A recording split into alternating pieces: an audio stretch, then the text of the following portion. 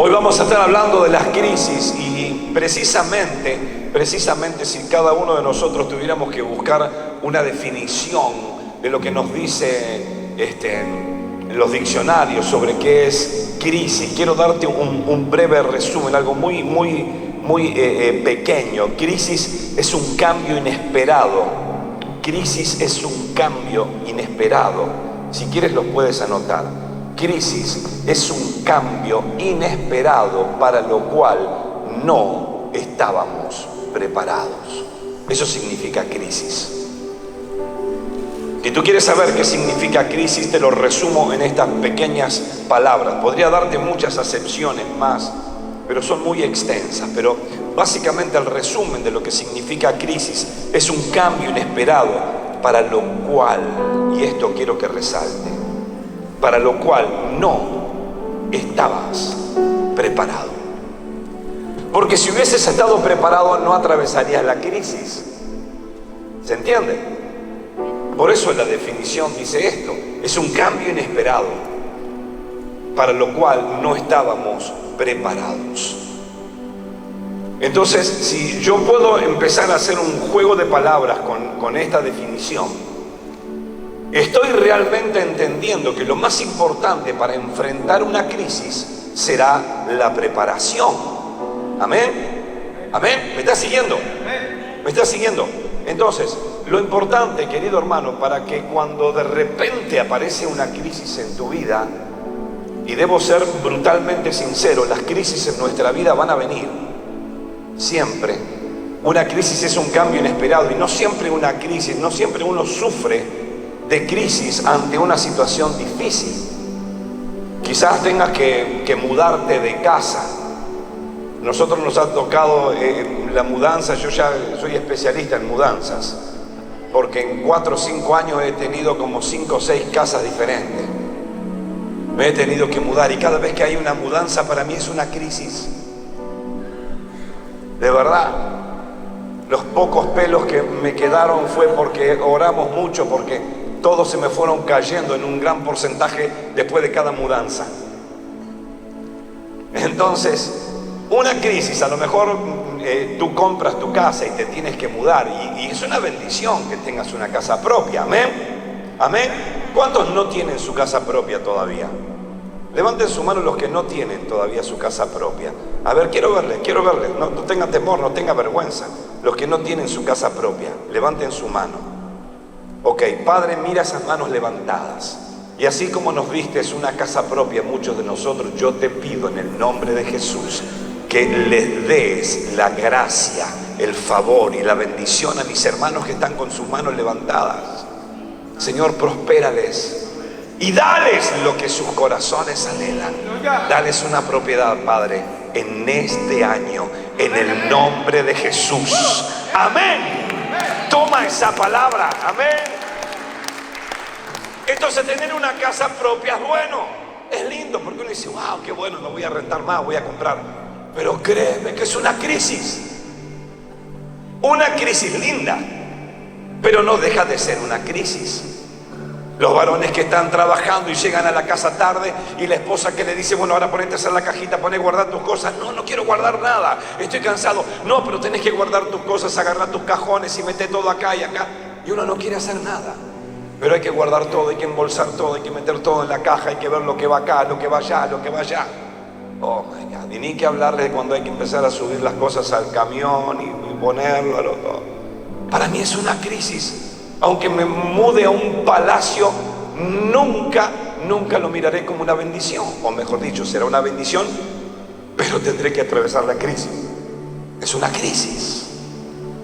Amén. A veces los que tenemos padres que todavía están vivos y están viejitos, los que tienen, yo ya no los tengo, pero algunos que tienen sus papás y están viejitos, a veces se transforma en una crisis tener que cuidar a los viejos. Con todo el amor digo viejos, ¿no? A veces es una crisis, es una circunstancia difícil, pero es una bendición que los viejitos están vivos. Amén. Pero no deja de ser una crisis. Y uno dice, bueno, ¿qué querés, que se muera? No, quiero que viva 100 años más. Pero es una crisis. Son crisis lindas, pero es una crisis. Aquellos papás que tenemos hijos que se nos casan y se casan y se van. Uno dice, qué bendición, mi hijo está formando su propia familia y van a tener hijos y voy a ser abuelo. Es una bendición, pero es una crisis porque se va algo de tu casa que vino contigo toda la vida. Son crisis.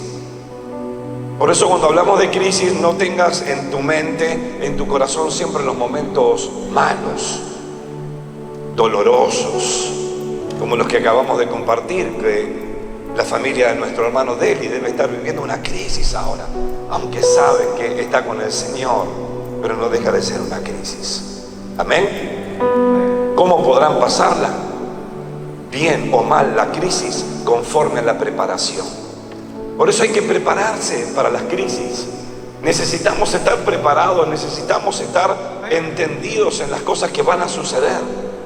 Muchos de los que estamos aquí, casi todos nos hemos vacunado ya contra el COVID, ¿no? Ahora empiezan la vacuna, ya la tenemos acá todos los viernes, vamos a tener la vacuna contra la envidia, la vacuna contra la murmuración. De esa pedimos doble, por las dudas. La vacuna contra la envidia, todo eso vamos a pedir, ¿no? Nada, mentira. Pero lo que te decía que las crisis, si bien nos hemos vacunado muchos, uno dice, bueno, qué bueno, me siento mejor, estoy vacunado, a lo mejor no tengo tanta facilidad de contagiarme ahora con el COVID, pero todos sabemos que después de la primera dosis te va a doler un poco el brazo, vas a tener un poco de sueño, vas a decir, uy, yo no quiero que me agarre nada. Algunos no nos ha agarrado nada, otros han estado 2 o 3 días en cama, pero es preferible esa crisis, estar preparado para esa crisis. Es mejor el síntoma de una enfermedad que la enfermedad. ¿Me están entendiendo? Entonces, necesitamos prepararnos para las crisis. Y yo creo que conforme a la preparación que cada uno de nosotros tengamos, en esos momentos repentinos, de esos cambios inesperados que podemos tener en la vida, nos agarre bien parados, nos agarre fortalecidos, para entender de que de la misma manera que Dios está con nosotros en los mejores momentos, en los peores Él nos va a guiar cómo hacer para atravesar la noche y llegar nuevamente al amanecer. Amén. ¿Cuántos dicen gloria a Dios? Mira que está al lado tuyo y decirle, prepárate para enfrentar la crisis. Díselo, vamos. Prepárate para enfrentarla, para vencer, para derrotar a ese gigante que a veces quiere detenernos. Quiero que abras la palabra del Señor en 2 de Corintios capítulo 10. 2 de Corintios capítulo 10. Y voy a mencionarte algunos puntos, voy a mencionarte 4 puntos de la forma en la cual tenemos que prepararnos nosotros para afrontar cada una de las crisis que puedan llegar a venir sobre nuestra vida. Dice la palabra del Señor, ¿lo encontraron? 2 de Corintios capítulo 10, versículo 4. Y voy a mencionarte el primer punto en esta mañana. Dice la palabra, porque las armas de nuestra milicia no son carnales, sino poderosas en Dios para la destrucción ¿de qué? Para la destrucción ¿de qué? Mira al que está al lado tuyo y decirle, hey, para la destrucción de fortalezas. Díselo, para la destrucción de fortalezas, derribando, versículo 5, argumentos y toda altivez que se levanta contra el conocimiento de Dios, y llevando cautivo todo pensamiento a la obediencia de Cristo.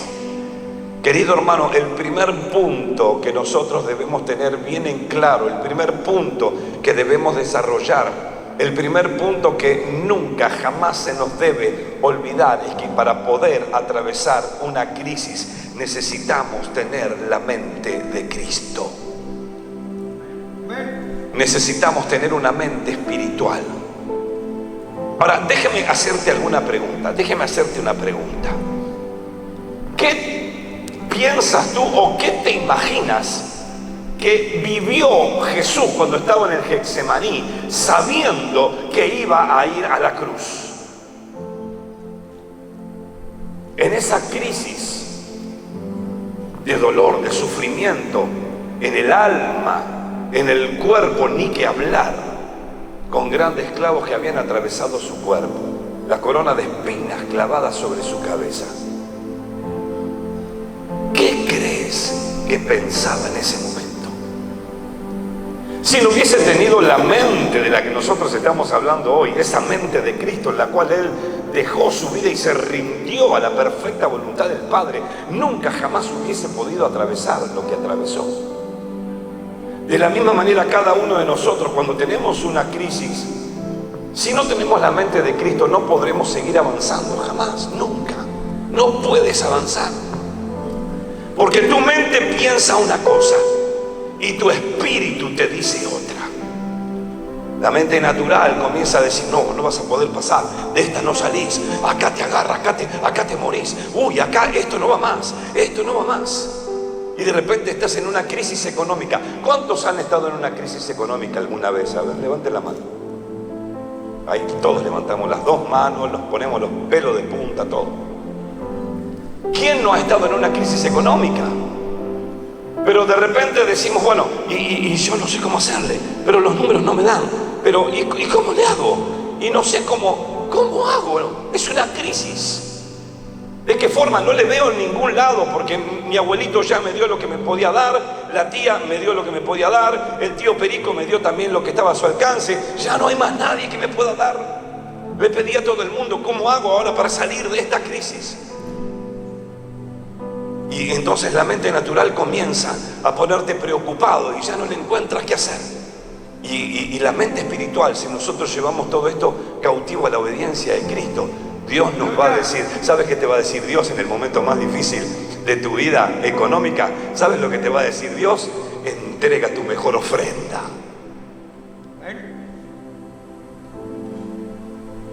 Y te voy a decir, no, esta es la voz del diablo mismo que viene del infierno. Señor, ¿cómo te voy a dar si te estoy diciendo que no tengo ni para comer? Entrega tu mejor ofrenda. Gloria a Dios. Por eso, escucha lo que te voy a decir, por eso es que hay muchas personas que viven crisis económicas. Y no es porque Dios no les hable, es porque no presentan, como hablaba mi esposa recién cuando hablaba de las ofrendas, no presentan su único Isaac delante del altar de Dios. Entonces, ¿qué sucede? Cuando tú no presentas tu único Isaac delante del altar del Señor, entonces nunca habrá un sustituto, nunca aparecerá un cabrito para ponerlo en lugar de lo que ibas a sacrificar. Por eso es que no hay sustitutos. No tenemos cómo sustituir lo malo con lo bueno, porque primero no ofrendamos. Ay. Di conmigo, uy, me parece que voy a tener que darle la ofrenda a Dios otra vez. Me parece que voy al Señor darle un poco más. Esto es tan simple, querido hermano. A veces nos metemos nosotros en una crisis que Dios no quiere que padezcamos. Por eso cuando te viene una crisis de cualquier tipo, necesitas decirle, Señor, ¿qué harías tú? Cuando de repente viene la vecina o viene el vecino, y son de esos vecinos que andan en esas cosas raras, ¿no? En la magia negra, en esas cosas raras que hacen algunos, que te tiran sal en la puerta. A nosotros nos ha pasado hace muchos años, que vienen y te tiran ahí en unas plumas de gallina. Y ahí la gente se pone, ¿qué hago ahora? Mira, si te tiran algunas gallinas ahí, haz una buena sopa de gallina. Y si es posible, agarra las patas, si hay una sopa de pata de gallina que tiene un colágeno tremendo y es buenísimo. Y no te preocupes, hasta la sal, levántala y ponle salsita, sal para que quede rico. E invítala a compartir la sopa. O sea, no te desesperes. Necesitas tener la mente de Cristo. No te desesperes. Cuando viene la crisis, si tú llevas tus pensamientos cautivos a la obediencia de Cristo, piensa lo que haría Cristo. No nos toca a nosotros, gracias a Dios, vivir el estar crucificados en un madero como a Jesucristo. Pero a veces tenemos algunas pruebas que nos sentimos como si estuviéramos crucificados en el madero. Toma el ejemplo de lo que hizo Jesús. Toma el ejemplo de lo que hizo Jesús. Podría hablarte esta mañana de lo que hizo Jesús en la cruz, pero solamente te lo quiero resumir en esta mañana con una sola palabra. Jesús, en el peor momento de su vida, no retrocedió. Y no solamente no retrocedió en la fe, no solamente no retrocedió en dejar que su carne aflorara y pudiera hacer algo con lo que lo estaban dañando. Él no retrocedió en su función de hablar de lo que muchos recibirían si se arrepienten de los pecados. Por eso en el momento como él estaba allí crucificado, miró a uno de los ladrones, ¿te acuerdas? Uno de los que estaba a su lado. Y le dijo: de cierto te digo que hoy estarás conmigo en el paraíso. Él siguió hablando, él siguió predicando. En el peor momento de su vida, en la crisis más tremenda que vivía en la carne, en su cuerpo, en su físico, no dejó de hablar de lo que había que hablar. La pregunta es, a veces nosotros nos sentimos como crucificados, padeciendo dolores y angustias, porque el enemigo nos tapa la boca cuando debemos seguir hablando. Y no hablamos, y estamos enojados y nos empacamos y no predicamos.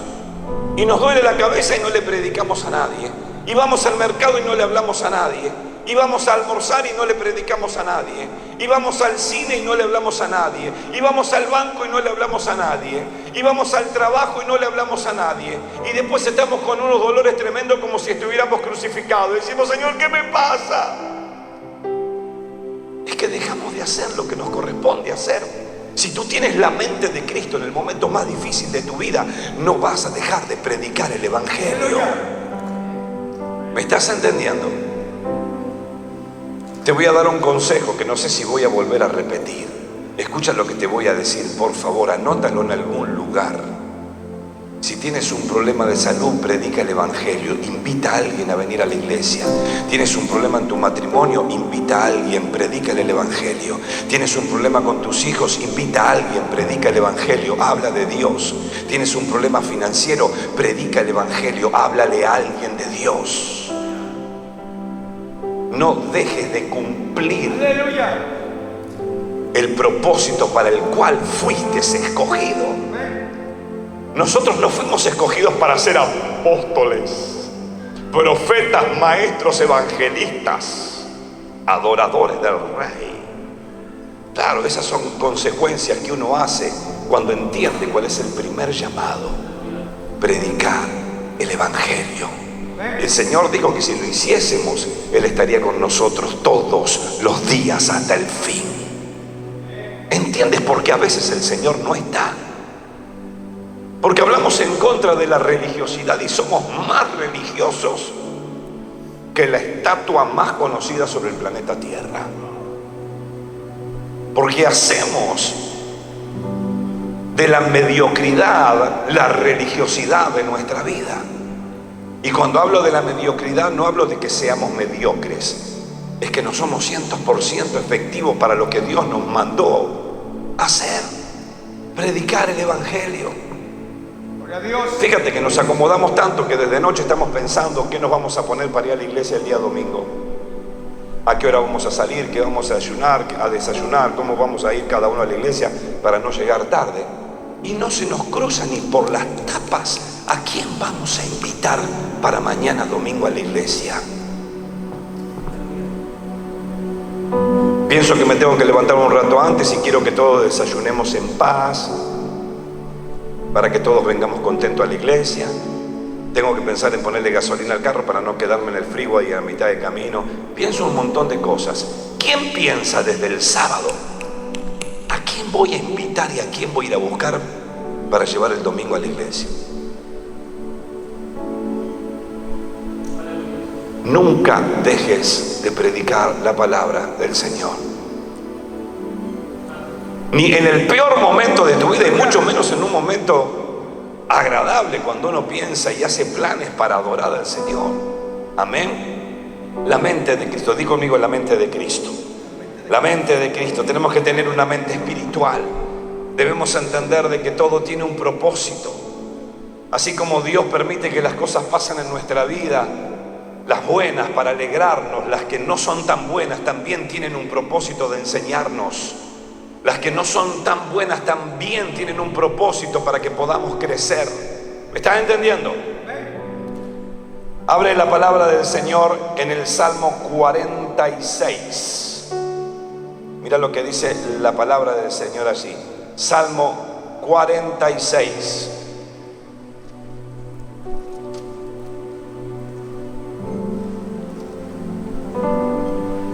Versículo 1 dice: y Dios es nuestro amparo y nuestra fortaleza, nuestro pronto auxilio en las tribulaciones. ¿Escuchaste eso? Nuestro pronto auxilio en las tribulaciones. Por tanto, no temeremos, aunque la tierra sea removida y se traspasen los montes al corazón del mar, aunque bramen y se turben sus aguas y tiemblen los montes a causa de su braveza. Del río sus corrientes alegran la ciudad de Dios, el santuario de las moradas del Altísimo. Dios está en medio de ella, no será conmovida. Dios la ayudará al clarear la mañana. Bramarán las naciones, titubearán los reinos. Dios dio Él su voz, Él derritió la tierra. Jehová de los ejércitos está con nosotros. Nuestro refugio es el Dios de Jacob. Di conmigo, el Señor está conmigo. El segundo punto es que tendrás que activar tu fe. Deberás llamar las cosas que no son como si fuesen. Deberás llamar las cosas que no son como si fuesen. Dice versículo 5: Dios está en medio de ella, no será conmovida. Dios la ayudará al clarear la mañana. Versículo 7: Jehová de los ejércitos está con nosotros. Nuestro refugio es el Dios de Jacob. Hay una declaración de fe. Necesitas activar tu fe. Hay problemas en tu familia. Tú debes decir: familia, todos tenemos un problema. Estamos agobiados por una crisis familiar, pero debes saber todos los componentes de la familia que en medio de la crisis aquí está el Señor. Hay problemas en la economía, yo no sé cómo hacer, pero quiero que sepas que aquí en medio de esta crisis económica también está mi Señor. Hay problemas con tus hijos, le dirás: hijos, estás atravesando problemas que hoy no entiendes, pero quiero que sepas que tu padre, tu madre oran, y aquí en medio de tu crisis siempre estará Dios. Aleluya. Vamos a darle un fuerte aplauso al Rey. Oh, sí, Señor. Activar la fe, activar la fe. Padres que viven problemas terribles con sus hijos. A lo mejor están metidos en la droga, en la delincuencia, en la prostitución. Tú no sabes dónde están tus hijos en la noche. Alguien recién te llama por la mañana para avisarte dónde está, o dónde se quedó, o dónde lo encontraron. En ese momento habrá un momento de crisis quizás, y dirás: yo no sé qué hacer. Pero a partir de hoy sabrás qué sí hacer. Y es decir: no entiendo por qué pasa esto, mi hijo, mi hija, pero lo que sí entiendo, que en medio de esta crisis Dios sigue estando aquí con nosotros. Aleluya. ¿Lo puedes creer? Si tú lo crees, Dios comienza a poner su mano y revierte toda situación. Porque eso es la fe, llamar las cosas que no son como si fuesen. Cuando viene la crisis sobre tu vida, crisis emocional, de cualquier índole, viene una crisis emocional y tú comienzas a hacer comparaciones. Yo no sé lo que me pasa. ¿Por qué a mí me pasa esto? A ver, voy a buscar a mis amigos de hace 20 años, a ver cómo están en el Facebook. Este desgraciado tiene casa, carro, tiene un campo, un rancho. Mira este otro, que era un drogadicto. Se casó con la Miss Universo de Chihuahua. Mira. Cuidado que acá tenemos gente de Chihuahua también, Andan anchos los de Chihuahua, A ver los de Chihuahua, un grito de júbilo, a ver. ¿Viste? Ahora sí gritan, ¿Y sabes qué hacemos nosotros? Comenzamos a... ¿Qué hace el otro? ¿Y por qué a mí no me pasa? Y me meto en una crisis como un buen tonto porque estoy comparando lo que le pasa al otro. Y no entendemos que la crisis es para que nosotros podamos agarrar la crisis y comenzar a hacer el punto tercero que voy a hablarte ahora, que es uno de los más importantes. El primer punto es la mente espiritual. Segundo punto, que actives tu fe. Y escucha, y el tercer punto es que planifiques cómo salir de la crisis. Porque tenemos la mala costumbre que muchos decimos: Señor, no sé qué hacer. Y me voy a un rincón y me quedo acá. Y hago absolutamente todo lo contrario a lo que Dios me manda hacer. No hago nada. No hago más nada. Yo me enojé. No. Estoy en una crisis emocional. No puedo. Y el enemigo dice: chata. Decimos en Argentina un dicho: violín en bolsa. Lo guardé y este no hace más nada. Porque eso es lo que toca tus emociones. Y si vas a mirar y vas a comparar lo que otros tienen, que te alimente la fe. Y tú dices: si este zapato que es un drogadicto y esta que es una y tienen todo esto, ¿cuánto más podré tener yo con el Señor? Que te sirva de aliciente.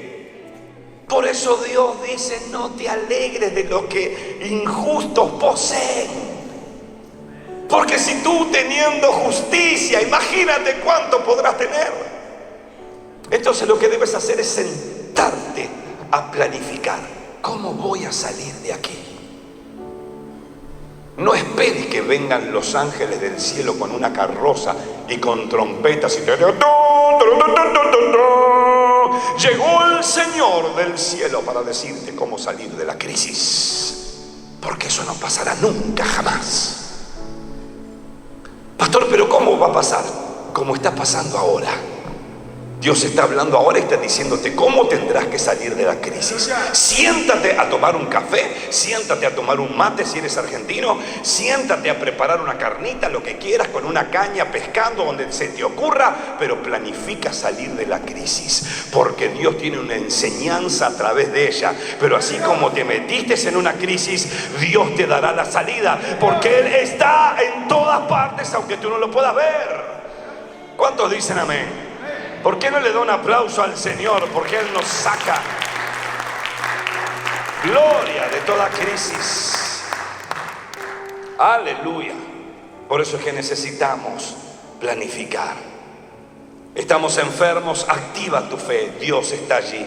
Hay problema con tus hijos, activa tu fe, Dios está allí. En medio de la tormenta más oscura que estés atravesando, activa tu fe, Dios está allí. Amén. Necesitamos planificar. Dice Proverbios 16, escucha esto, Proverbios 16, versículo 9. Presta mucha atención. Proverbios 16, 9 dice: el hombre planea su futuro, pero Dios le marca el rumbo. El hombre planea su futuro, pero Dios le marca el rumbo. Tú no puedes definir el camino de tu vida. Tú no puedes definir el camino de tu vida. Tú puedes planificar, pero el que te marcará el rumbo será el Señor. Él marcará el rumbo sobre las cosas que te van a pasar y las que no te van a pasar. Pero Señor, yo no me imaginaba esto. ¿Te imaginas? Algunas esposas dicen, yo no me imaginé que me iba a casar con este tipo, acabo de descubrirlo ahora. Cuando éramos novios estaba tan bueno, estaba tan lindo. El chamaquito me traía flores, chocolate. Y ahora lo único que me trae es problema. Ropa sucia para que le lave. Y encima no tiene ese cuerpo esbelto que tenía cuando me casé. Ahora es pelado y panzón.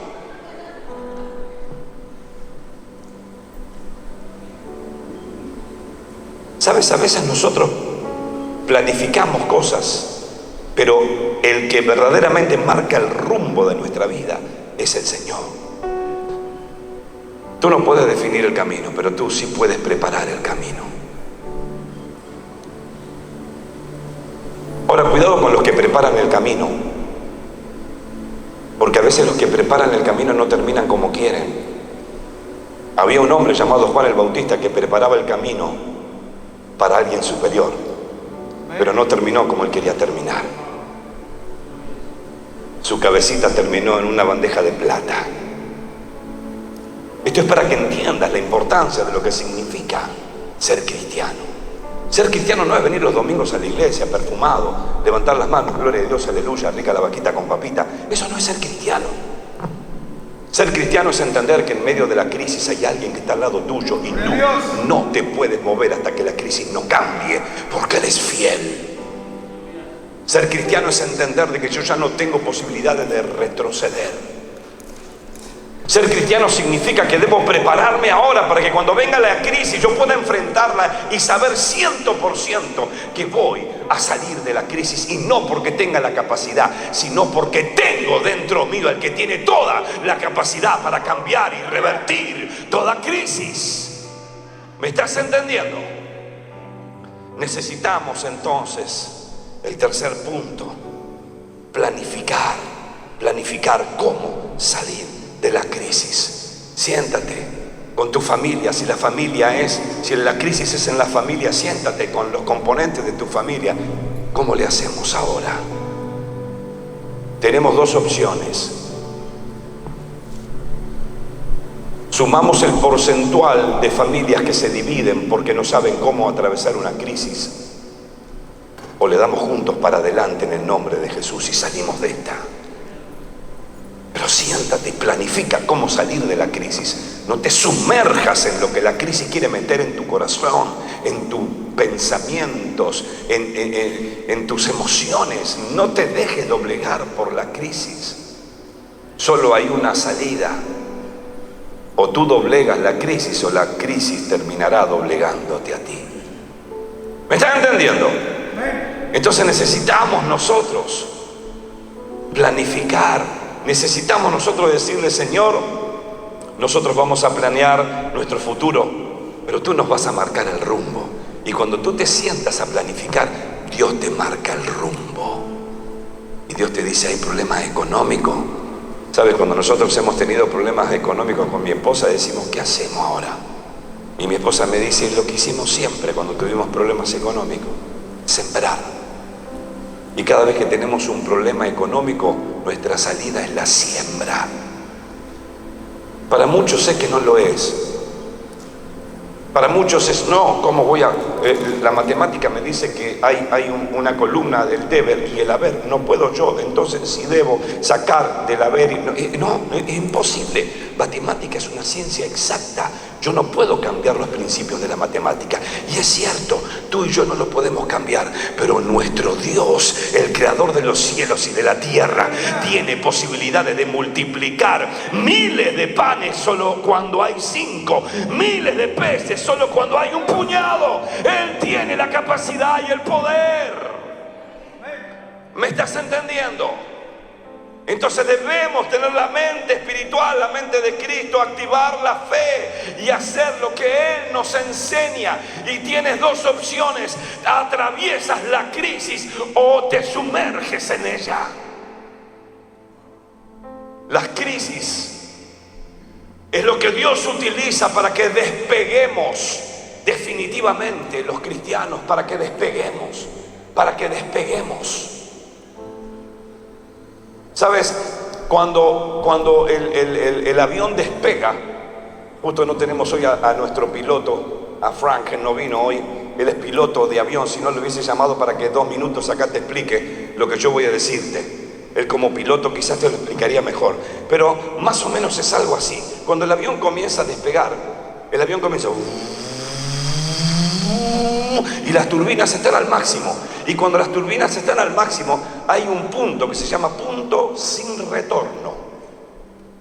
Quiere decir que cuando esos motores esas turbinas están al máximo, al rojo vivo, hay 2 opciones de lo que puede llegar a suceder. Solo 2 opciones. O despegas o te estrellas. No hay otra. Por eso cuando nosotros estamos con las turbinas al rojo, ¡ah!, la crisis es tan tremenda y no sabes qué hacer. Tienes 2 opciones. O la crisis te estampa contra la primer pared que encuentres, o definitivamente y comienzas a volar. Y estar arriba te hará mirar las cosas de otra manera. Las crisis sirven para eso. Hay un momento en tu vida en el cual te encontrarás en ese punto sin retorno, donde tú dices, ya no sé qué hacer. La crisis es tan terrible que no sé qué hacer. Recuerda esto, punto sin retorno. O te estrellas o despegas. ¿Qué crees que Dios querrá que pase contigo? ¿Crees que Dios pagó con la vida de su Hijo Jesucristo para que en el punto sin retorno tú te estrelles? ¿Crees que Dios pagó con la vida de su Hijo Jesucristo para que en la peor crisis de tu vida tú te mates? Tú abandones la fe, tú retrocedas. La crisis más extensa que Dios permite en tu vida es porque Dios dice, te metí en el punto sin retorno. Este es el mejor tiempo para despegar. Entonces yo me imagino al Señor desde el cielo mirando cuántos de sus hijos están carreteando por una pista de la vida y de repente viene la crisis